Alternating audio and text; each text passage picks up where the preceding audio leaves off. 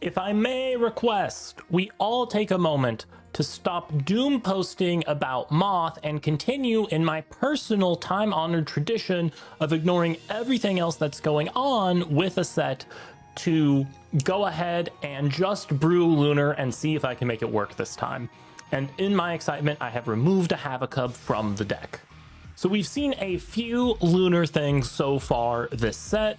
We've seen about a third of what we expect to come. We've seen a couple of utility things like Lumavale and Ouroboros. We have seen Draking, but what I'm most interested in is Havocub. I think having 6 Nabi makes Lunar Ultra Agro a real possibility. I expect Nabi to be better, because unless we see something crazy from Lunar, people are going to be busy with things like Moth and Fire Discard. So Nabi good. Nabi good when no one else playing Lunar. Just we gotta make sure it's not good enough so everyone starts playing Lunar. That's the real trick. So what is the idea of this deck? The idea of this deck is just a bunch of jerks that can win combat and make life difficult for your opponent. So we're on a mix of Earth and Lunar, but we're not playing a true Dionysus's package. This is a Lunar deck with a Earth splash. So we do have some Cyanectar and some Viscerus for utility. We obviously need Earth for our Madnesses and our Thyrisuses. And why do I say obviously for that? Well, that's because of Havocub's whole deal. Havocub's whole deal is its base attack becomes 6 if it's enraged, which means if you put a Thyrisus on it, it becomes 8 attack, which means you don't even have to ascend into Pulveroar.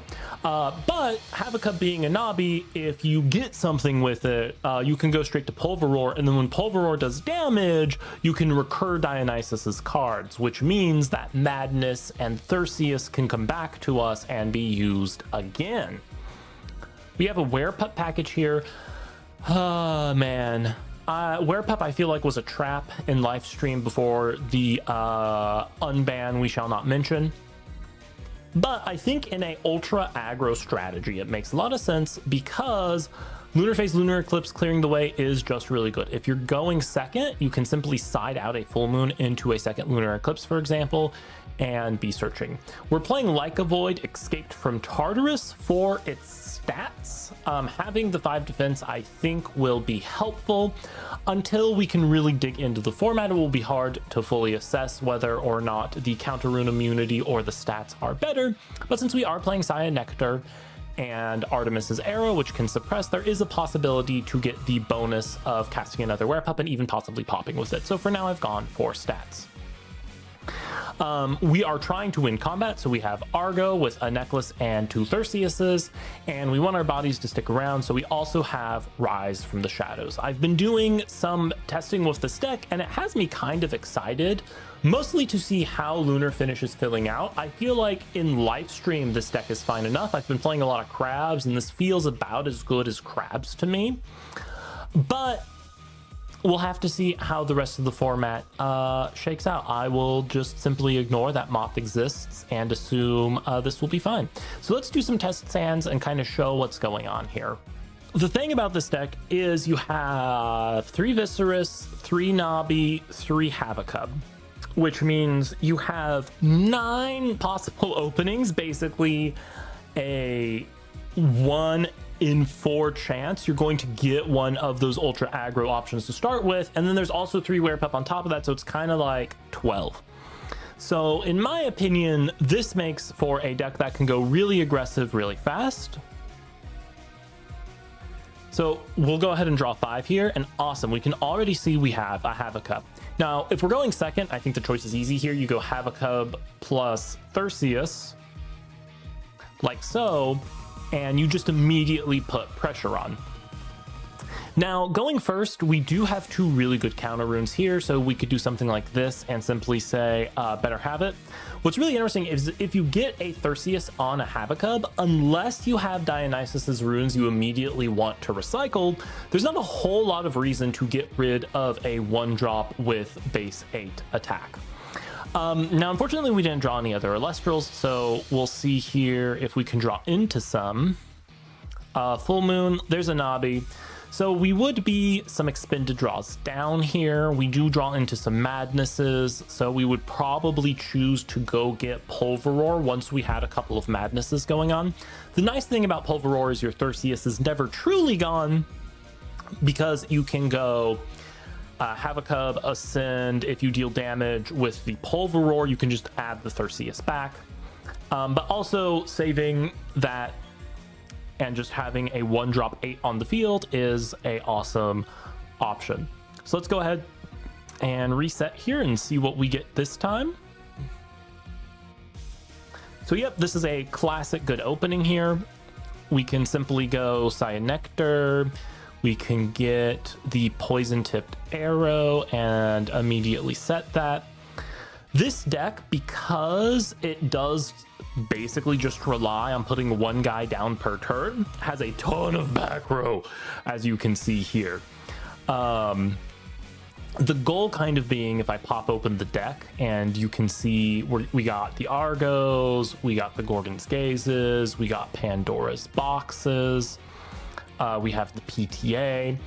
The goal here really is to defend our body, since we can't put as many out, and use the back row to our advantage to either stall our opponent or control the battlefield, get bigger stats, stop attacks that our opponent is trying to do, force attacks they don't want to do, so on and so forth. So if we do a couple of draws here, we can see again we're a little ways out on getting some more bodies, which can be a risk, but each body we draw is basically instantly playable. There's 3 Ascensions in the deck. There is a Doppelgator, a Pulveroar, and a Lycovoid.